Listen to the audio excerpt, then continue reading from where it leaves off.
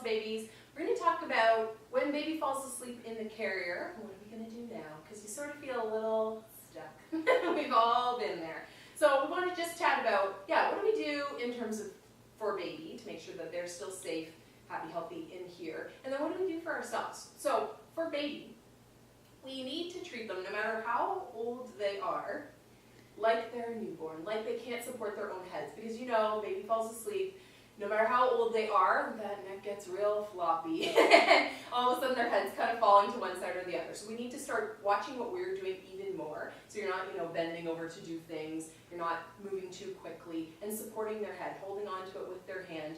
If they're under 6 months, for sure, using your hands to support them, to keep it in, making sure, it's sort of turned to the side of the lovely model here, so that they can breathe. And you can check on them easily.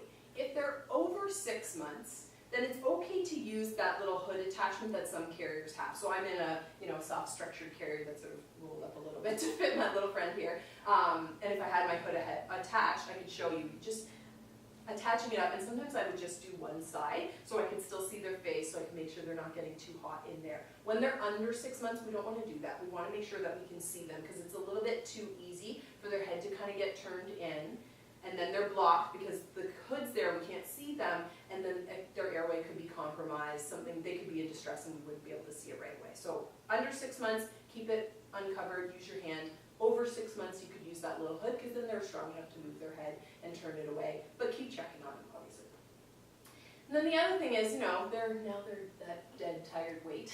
So they start to feel even heavier, and depending on how long your little ones nap, I had little ones that would sometimes go an hour and a half, 2 hours in the carrier for a full nap. So, you start to feel that weight on the shoulders, that pressure on the low back. So now's a good time to maybe take a break. If you are Houdini and can transition them from here into their crib or wherever you like to place them to sleep, by all means, you have my permission to take them off. I could never quite master that move because it was always just like that, a little bit too far of a drop. So now would be when I would take my break, because I can't really move around too much, especially if I'm holding on to them.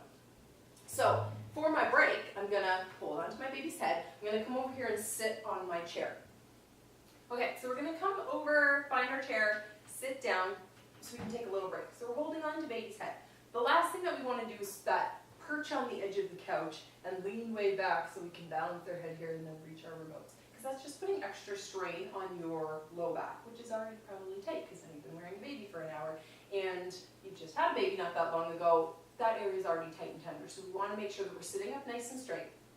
If you can, sort of walk yourself back onto the couch, walk yourself back onto the chair, and rest onto something so that you're supported, baby's supported, everybody's happy.